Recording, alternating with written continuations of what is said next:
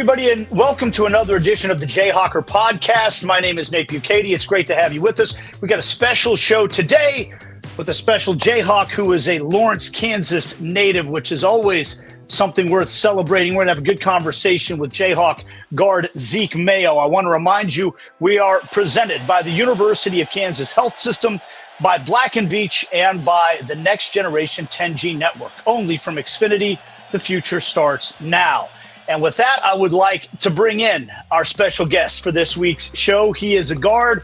He is a Lawrence native, and he's back home playing for the Jayhawks, which I know was a lifelong dream come true, so to speak. And I think most of us that grew up as Jayhawk fans can close our eyes, put ourselves in his shoes, and try to imagine how cool it would be to go out there and hear your name announced at Allen Fieldhouse and play in front of what is now 15,300 fans. Zeke Mayo joins us. Zeke, man, how are you? What's going on? I'm doing fantastic. We just got out of practice, so it was. I'm a little exhausted, but I'm glad to be here. How would you compare practices with Coach Bill Self to any of the practices you've been through before? They're a lot more intense, and they're a lot more detail oriented. He likes to emphasize things his way a lot, sometimes you got to buy into a system like that. In the past, I've played for coaches that, just want to, get through practice or, just see the guys compete up and down a little bit. But, we like our things a little structured over here. So it's quite different. So I that's one of the things I wanted to talk to you about today, because I've heard you speak and I've read a lot of your quotes about this whole process of coming back to the University of Kansas, a place that you maybe dreamed of. Sometimes you dream of things in life and then all of a sudden reality smacks you and it's not exactly the way you thought, or maybe it's a little harder, or maybe there's more that comes with it. Has that been the case? I mean, I'm sure you're loving it. I don't want to, but is it a little different or harder or anything like that than maybe you even thought it would be? At times, yeah, for sure. I'm not really used to, obviously being coached by, someone who, values, winning as much. Obviously everyone wants to win, but here it's just a lot different where you can lose one game and it feels like things have hit the fan, and then you start to hear all the criticism and the outside noise. But obviously, our locker room stays pretty tight knitted. Our guys have bought into the coaching staff and what they kind of preach every day in practice. That's just kind of the way it is. Yeah, you've been through one of those rough patches now. I think every team goes through it at some point in time. On this podcast, we had Coach Self on at the very start of the season, and I was asking him about all the transfers and what it's like to try to get everybody up to speed on his system and the way things are done. He said it's about Christmas time when he expects everybody to kind of have things figured out, so to speak. Obviously you're always going to be learning. But do you feel like you're getting close to that? Is Christmas time? Does it seem like things are starting to click a little bit for you? Yeah, definitely. These past couple of days have definitely been, huge for us. I think we've had 2 great practices in a row. Obviously, he spoke a little bit on last week where we didn't, feel like we, we're on the uprise in our potential and going out against NC State. Obviously, that changed. So, I think everyone's, on the same page of understanding, we went through a tough week on the road, but we bought in and, came out Saturday and, showed what we're capable of. And we obviously have a long stretch again before Sunday. So, just staying the course and understanding, every game from here on out is very, very important. Okay, so I want to talk a little bit about growing up in Lawrence as a KU fan and all that, because you're part of a fairly small group. Honestly, it's a distinguished group, but a small group of guys that are from not just Kansas, but Lawrence, Kansas, to play at the University of Kansas. And one of those guys is Chris Piper. He won a national championship way back when I was a kid. Am I understanding correctly, you played for him? He coached you at some point when you were growing up. What was it like playing for him? And tell us about that relationship. Yeah, so I started playing for him when I was in about, I want to say 4th or 5th grade. And I played with his son as well. So just playing for him, obviously, he probably learned a lot from, Coach Self just being around the program when he was, the announcer here and whatever. But, he's very, very similar. He wants things done his way and, he'll get on you if you're not, playing up to your potential. So I think as a kid that kind of prepared me for the future, especially at the collegiate level. But I mean, I kind of took that, as young as I could. Like even in middle school, I was coached by a great coach in Chris Davis, who coached at my high school as well. So I mean, I've just had a great opportunity to be coached by some prestigious coaches around the area. And then obviously now Coach Self just, I mean, it's a blessing. Have you ever actually sat down and watched that 1988 national championship game that KU won against Oklahoma? I've never watched it, no sir. So someday, if you get a chance, especially considering the fact that you played for them, you have to go back and watch that game because the Jayhawks were massive underdogs in that game. And Chris Piper was one of the guys that just played like the game of his life. He Hmm. might not have missed a shot. That I'm going to have to check the box score, but he might not have missed a shot that game. There were a handful of Jayhawk players that were not considered big stars that just played out of their minds. And obviously Danny Manning was the star, but you get a kick out of that because you'd be, oh, that was the guy. That was the guy. I'm guessing he didn't brag about that too much when he was coaching you. You would have heard more about it, huh? No, he never talked about himself. He was super humble. And I mean, I kind of, took that from him as well, just being humble and, taking advantage of every opportunity that I get. Okay, so when I did the play-by-play for the Kansas women's basketball team for 14 years. And at the time, during part of that time, he had a daughter who was a Division I recruit, and she was a really good high school basketball player. From what I understand, a really good shooter. And I wanted to ask you about this because I had a really interesting conversation with Chris about this. And this is one, if there's kids watching this, I want them to hear from a person like yourself. You're a very good shooter. Chris Piper's daughter was a very good shooter. He told me that he would not allow her to shoot 3-pointers for a certain port, until she got to a certain age where she could shoot them with the proper shot technique and shot form because she wasn't strong enough. He wanted her to get that shot form down from the mid range. And then as she got bigger and stronger, she could start to expand her game out a little bit. Sometimes you see young people kind of hoisting it up there, when they're not strong enough to shoot the three. I'm curious for you, like what did he coach you much on your shot? And what was your evolution like as a shooter yourself? Yeah, so when I played for him, I mean, we didn't really take much threes just because we were younger, obviously. But growing up, I always learned from my father actually to, start with form shooting on the inside the paint, within about 4 or 5 feet, just to get the right feel and the right form, going for your jumper, and then obviously expand out. But I kind of grew up shooting a lot of threes, when I Oh got to yeah. about seventh, eighth grade. I think that's when I started Okay. to, really expand my range. And I've always played up a grade or two. So when I played up a grade or two, I wasn't, the tallest or the fastest kid. So I kind of had to adjust to that. And eventually that's where the 3-point shot came from. I just got comfortable with it and it's got me to where I am. But seventh and eighth grade, I'm guessing for a kid your size, you were strong enough to shoot the three with good shot form by seventh grade or so. Is that fair to say? Yeah, yeah, yeah. So your dad is the person though that really taught you the proper technique on how to shoot. Yeah, most definitely. I mean, he's always, taught me the basics. Like a lot of people say, they want the space in between the palm and the ball.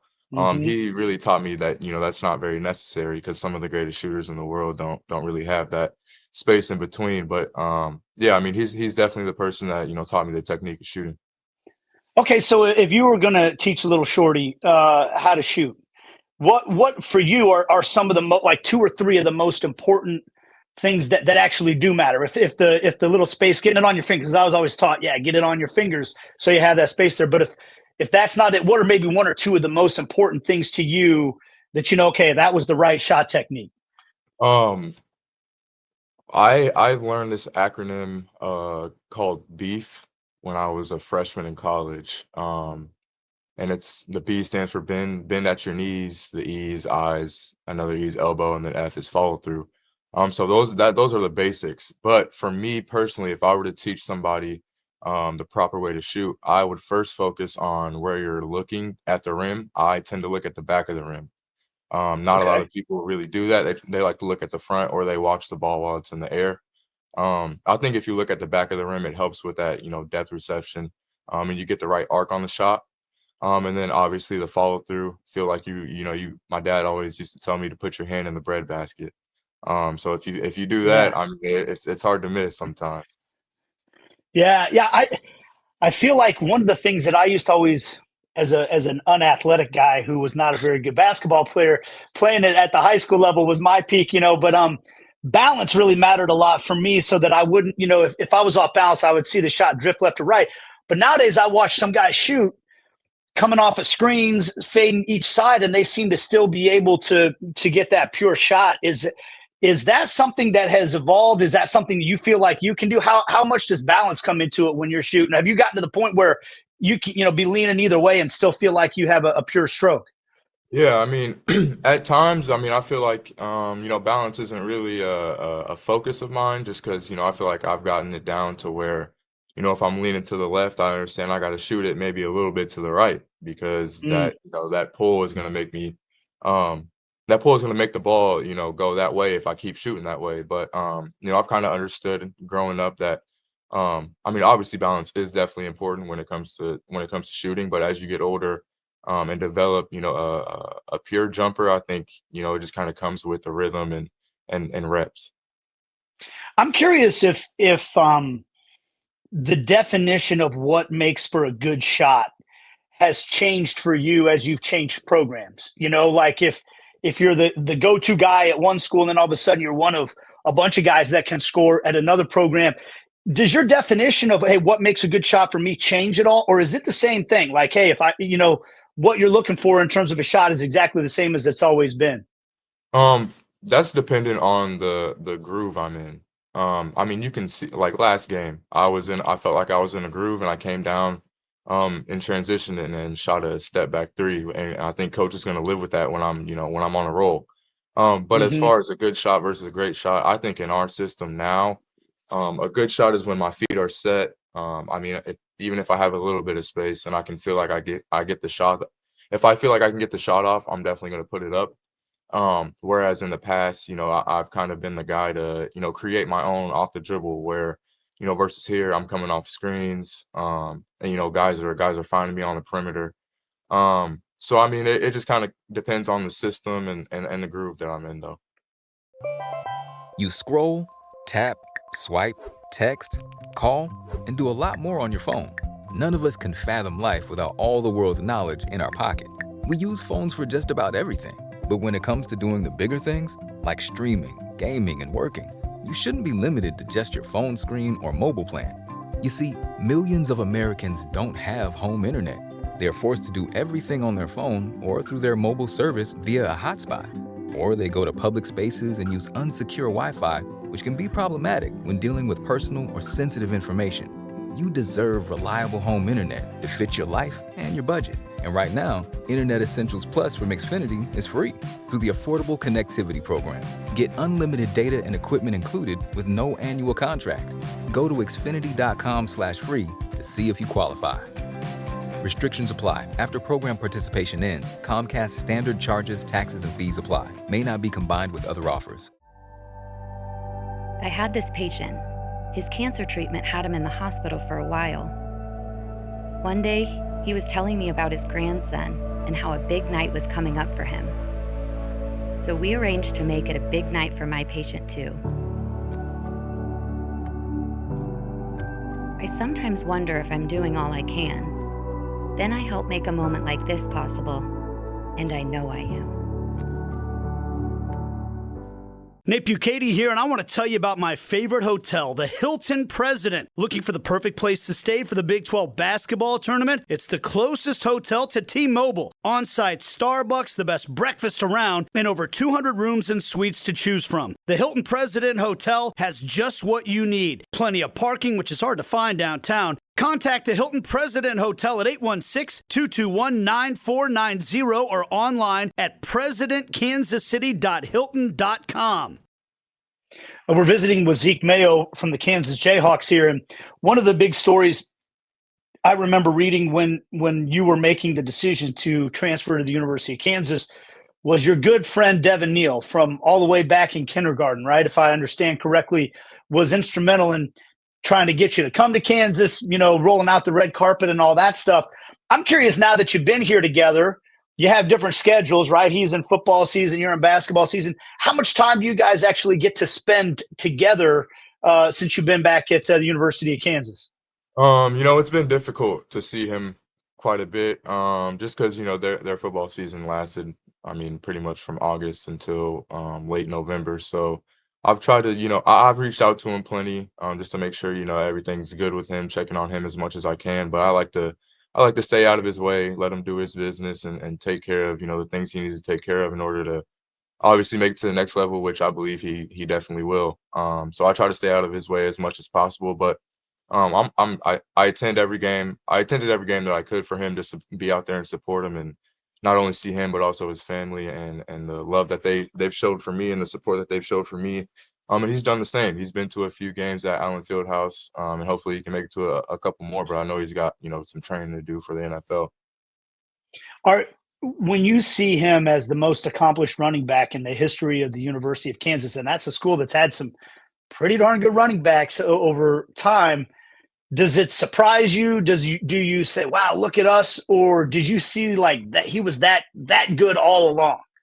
It definitely doesn't surprise me. But I mean, it does, raise some eyebrows and like, wow, he really did it. Like, I mean, just to see his growth and his commitment to a program that, was almost at rock bottom when he committed here.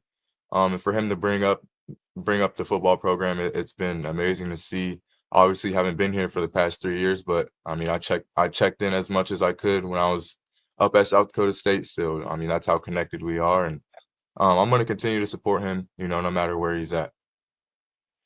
Okay, so to get back to you, and again, I remember seeing quotes from you when you made the decision to come to Kansas that this is the type of thing you maybe didn't think was going to happen someday, and now all of a sudden the opportunity's there. As I said, those of us, I put myself in this category. I went to the last ever Larry Brown basketball camp, the first ever Roy Williams basketball camp. And as a nerdy kid that wasn't good enough, just dreaming of playing at Kansas, when I did the women's games, I used to show up like 3 hours before the game and just shoot free throws for about 20 minutes by myself, an empty Allen Fieldhouse. And that was like heaven to me because I could sit there and pretend that I was playing basketball on this famous court. You get to really do it. Have you gotten to the point now where you don't even have to pinch yourself? It just feels normal? Or when you're sitting there and they're getting ready to announce the lineups and all that, or do you still have a little part of you that's like, man, this is crazy. I can't believe I'm getting to do this. Yeah, definitely. I mean, I still, I always refer back to the day when I committed here, like, and it's surreal still. Like, I mean, just having the opportunity to go out there and compete for, the University of Kansas where I grew up right down the street. I mean, it's a blessing and an opportunity that I'll never take for granted. And just to be here with such a talented group of players and a prestigious coaching staff. I mean, it means the world to me, and I know it means the world to my family. And then obviously the community support has been, so amazing. They bring the energy night in and night out. So, I feel like my only job is to go out there and compete for them. Okay, so you did reference that, hey, because the expectations are so high, you have a bad game or two as a team and everybody freaks out. Not everybody, but a lot of people freak out because it's Kansas and it's like the expectations to go out and win every game no matter what. How did you process that part? Once you hit the little rough patch where you have the back-to-back losses and everything, how did you handle that part of the equation? Yeah, I mean, just being a newcomer, it's hard at first. Just because, you hate to see how bad people talk about, your program or you as an individual. You can't really live up to expectations every night, but you obviously hope to do so. But I mean, at the end of the day, there's always another opportunity until there isn't one. I mean, obviously there is a many more opportunities to go out there and compete and win a lot more games. But that game at Missouri was definitely the toughest one, just because how much that rival means to not only our team but also the community of Lawrence and those who have participated in that rivalry in the past, like alumni. So you want to go out there and win those games for them. But I mean, you're not gonna. Coach understands we're not gonna run the table. Like, we've played in some tough environments early on in the season, and it's only gonna get harder. So we understand there's a target on our back. Everyone's gonna give us their best shot. So we got to just continue to go out there, play for each other, keep competing, and stacking days at practice to get better. I feel like in all the years that I've watched Bill Self teams at Kansas, there's always a stretch sometime around the holidays where the team has a result or two that's disappointing and frustrating, and coach is mad, and practices are going to be tough. And the team almost always seems to come out on the other end of it stronger for it. And, I'm just kind of curious if it feels that way, like if this is one of those, that's one of those types of moments for you guys right now. Yeah, most definitely. Obviously, NC State was a huge win for us, a great bounce back Mm-hmm. where we led, wire to wire. So um, I think we're continuing to get more comfortable with each other. Definitely have not reached our potential yet, but I mean, is there really any team in the country that's reached their potential? It's really early on in the season. I think we're only 10 games in. So I mean, we have a great handful of games ahead of us. The Big 12 is going to be a very tough schedule. We've got a handful of tough ones early on in the Big 12 conference. So, like I said, we're just going to continue to stack days and look to get better. Yeah, I mean, the Big 12 is not what it used to be either in terms of like the teams. The league that even you grew up watching is very different than the one that you're going to be going into now. You're going to be traveling all over the place, all the time zones covered and all that stuff by the time this season's over. You mentioned not reaching your potential yet. What are some of the areas you feel like the team can still really maybe take another step or two in this journey that you guys are on this year? Yeah, I think our biggest focus right now is just getting better on the defensive end. Limiting the number of fouls we commit and giving teams free points. Obviously, we feel like we're very talented on offense, and we continue to play through guys like Hunter and Dewan, and then KJ as well. So I think our biggest focus right now is just continuing to play together and play as connected as possible on the defensive end, because when we do that, I mean, it gives us an opportunity to get out and run and play in transition, which we feel like we're quite almost at our best when we can play with pace and move the ball, and find open guys on the perimeter as well. So, I mean, we have, like I said, a lot of talent, but it all starts on that defensive end. So I'm curious, when you were a kid in Lawrence, who was your favorite player? Did you have like a childhood hero as a KU basketball fan? Yeah, I grew up when I really started to lock in and watch a lot of KU basketball was when Ben McLemore was here, and I think that was Mm. probably my favorite player to ever put on a KU jersey. Obviously, Devontae's up there, but he was kind of here when I was a little older and I was kind of starting to develop. Just I was more getting towards the recruiting process, so I felt like I couldn't really have a favorite team in the country. So, Mm. but as a kid, Ben McLemore was I felt like he was a walking highlight reel. Honestly, he was incredible. His athleticism, could shoot the ball. So that's one player I definitely kept my eye on as a kid. Did you ever get a chance to spend any time around him? Not him. No, I haven't really. I don't even think I've met him ever in person, or I've seen him play a couple times, but I've never really met him. Yeah. I mean, look, I know that the alumni group of players is quite a fraternity, so I assume that at some point in time you'll get a chance to be around him. So that'd be kind of a fun conversation, wouldn't it? Yeah, most definitely. Most definitely. I'll definitely take some knowledge from him, as much as I can if I get the chance. Did you spend any time around Devontae? I did when he was here for North Carolina game. Yep, he was here this year. And I talked to him a little bit, and we kind of shared some words and gave me some knowledge that I'll definitely take with me throughout the rest of the year. Do you spend any time thinking about the fact that there's some kid, probably more than one, in Lawrence, Kansas right now who's watching and looking at you the same way that you did Ben McLemore back in the day? Yeah, definitely. I try to be as much of a role model as possible, especially for kids that are around the area. Obviously, I went to Lawrence High, so I try to go back there and visit as much as possible. My sister goes to school there. I've still got some teachers over there, so I try to stay involved in the community as much as possible. Just be a role model for young people like that. All right, final question for you, Zeke, and we really appreciate the time. It's been fun to get a chance to chat with you about all these things. We got the holidays coming up. What are you looking forward to most? Like a lot of times, I always remember like right before Christmas, everybody flies all the way back home to wherever they're from. You're right there. So Yeah. what's Christmas like for Zeke, and what are you looking forward to the most? Actually, my birthday is actually tomorrow, and I haven't spent my birthday with my family since I've been in college. So tomorrow is going to be the first opportunity that I've been in college to spend my birthday with my family. So You know, I'm going to take tomorrow and, you know, spend some time with them. And I know it'll be a lot of fun. I'm not really worried about Christmas. I'm kind of at the age where, you know, I don't really ask for much and I like to give a lot. So I'm definitely going to, you know, take care of them for everything that they've done for me and, you know, spend the holidays with the family, of course. So birthday at home, man, that's exciting. You guys all go out to dinner or anything like that? You're just going to take it easy? No, I'll go out to dinner for sure. I just don't know where yet. Yeah. Well, hey, happy birthday. Thanks for spending some time with us the day before your birthday. Congratulations on what already has been a really impressive career. It's great to have you back in Lawrence at the University of Kansas as a part of the family as well.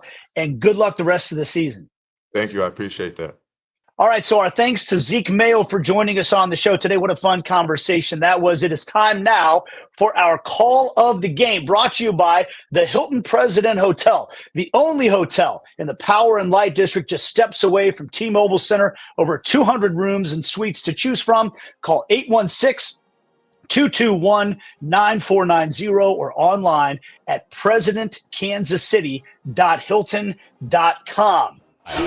Copeland now up top, backdoor for Evans to the bucket, layup good, we're tied. Beautiful execution, 61 all. All right, that was our call of the game presented by the President Hotel in downtown Kansas City. My name is Nate Bukaty. Thanks for watching another edition of the Jayhawker podcast. Happy holidays to all of you, and we'll see you next time.